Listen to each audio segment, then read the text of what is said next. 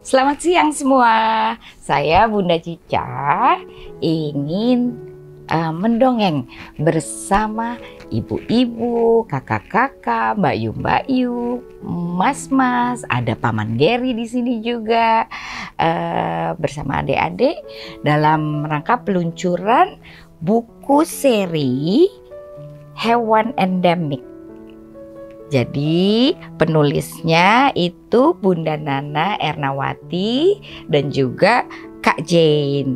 Nah, salah satu bukunya adalah Klakson Pika, si bekantan pemberani.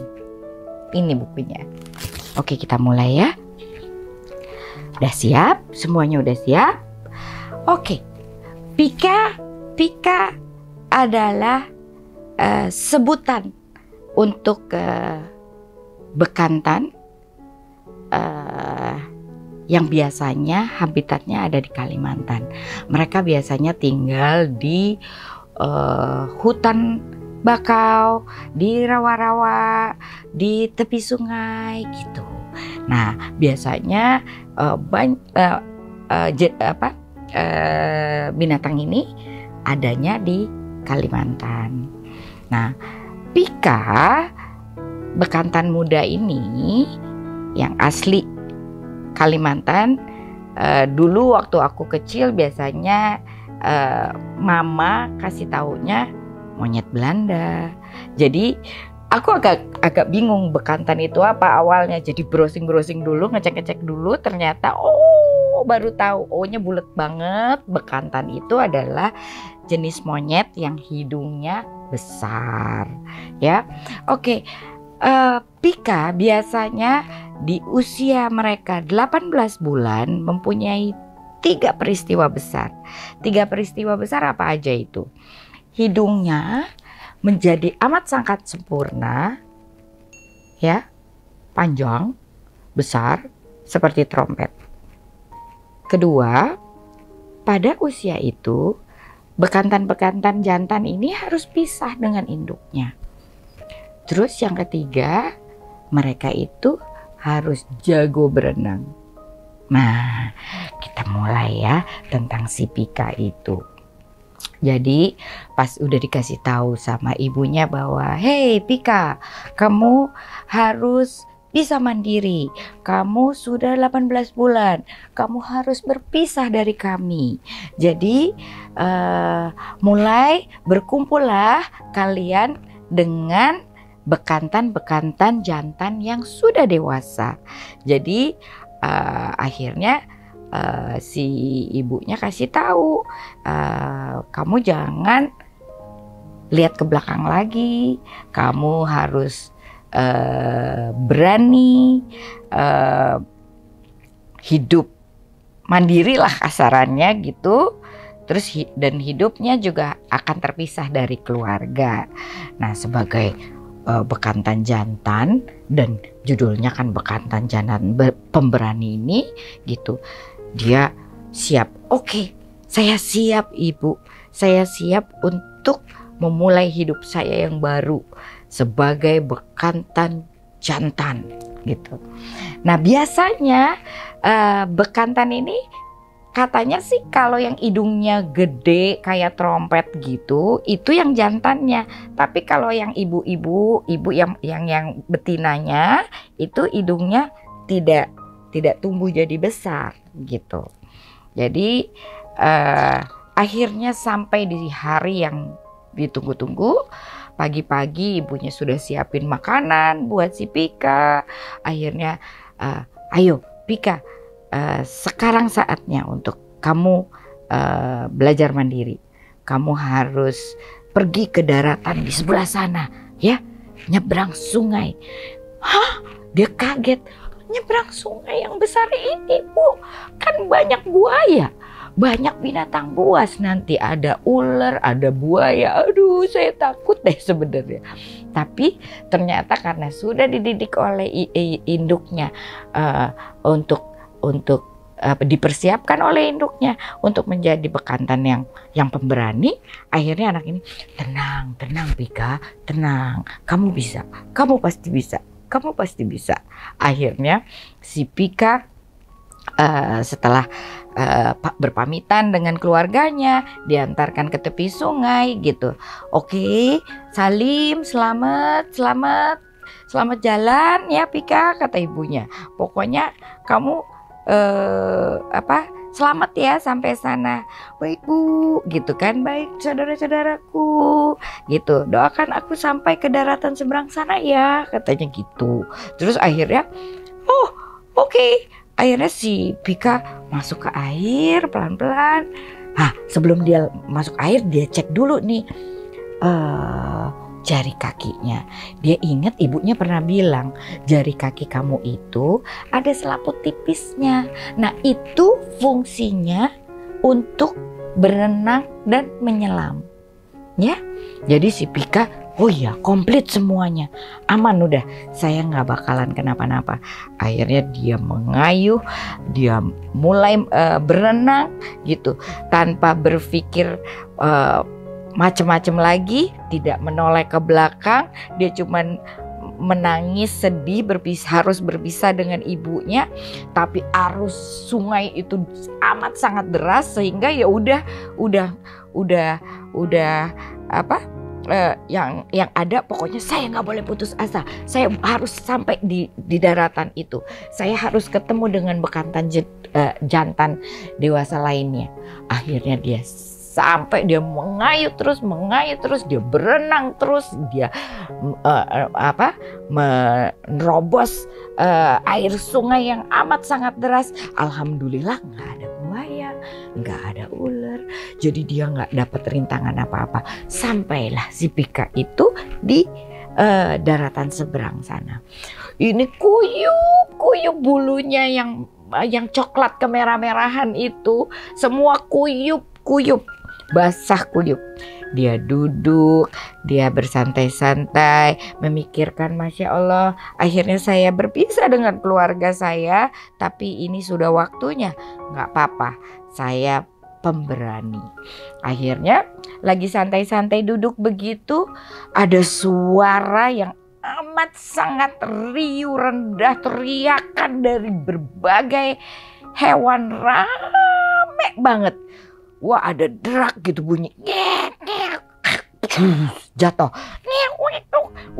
jadi panik, semua panik. Si Pika ini panik, ada apa ini, ada apa gitu. Padahal badan ini masih kuyup, belum sempat istirahat gitu kan. Dia terus langsung, ini ada ranting berjatuhan. Terus dia mencium bau yang nggak sedap gitu ya. Jadi bau hawa panas gitu. Oh, ini yang dibilang ibu, nanti di seberang sana kamu akan menemukan api gitu. Jadi api itu sering terjadi karena kebakaran hutan, karena orang-orang si penebang liar ya, kayak gitu-gitu. Jadi hutan itu seringkali kebakaran tuh, itu musim kemarau yang amat panjang itu juga akan membawa dampak bahwa maksudnya akan ada kebakaran hutan. Jadi dia, bener ini api. Dia panik sepanik-paniknya. Oh aduh, ini bisa gosong ini badan aku, katanya gitu kan. Terus aduh gimana caranya, ini Pika gemeteran. Ini belum ada 1 hari ini di daratan baru saya, kok tiba-tiba ada api gitu. Dia bingung, dia panik gitu. Akhirnya dia terus, gimana ya, satu-satunya jalan saya harus menyelamatkan diri. Mau cari tempat perlindungan kemana ya? Akhirnya tanpa dia pikir panjang, dia nerobos api itu. Pada saat si Pika lari mau nerobos api, tiba-tiba ada dahan ranting yang patah jatuh tepat di tubuhnya Pika. Sedih ya? Semua binatang-binatang yang lain berteriak-teriak, tunggang langgang, karena semua sudah penuh dengan dikepung api, lautan api. dia pingsan, dia terjatuh. Gimana ya nasibnya Pika habis itu ya?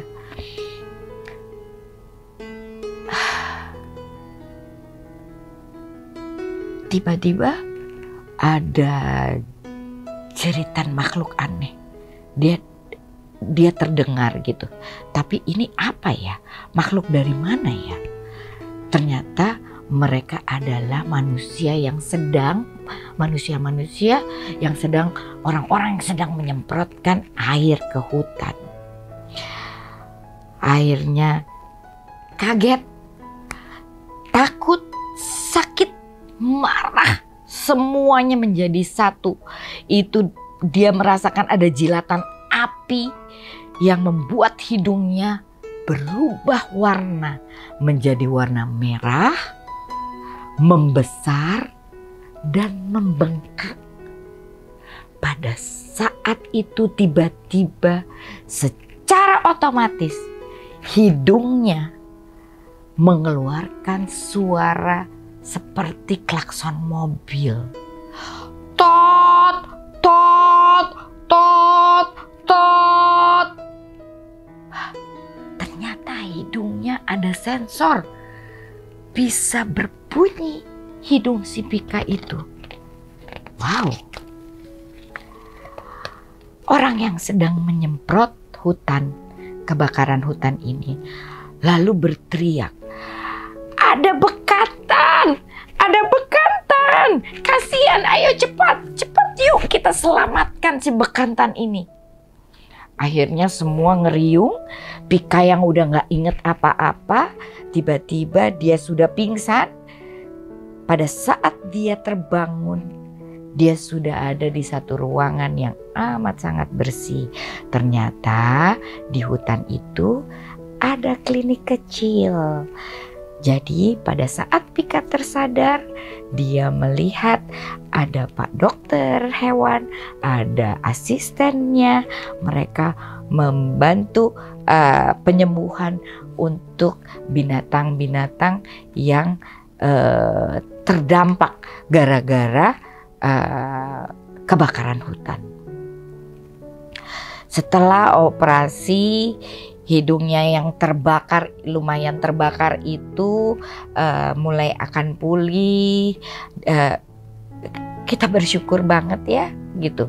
Dia merasa bersyukur bahwa ternyata masih banyak orang-orang baik di sekitarnya.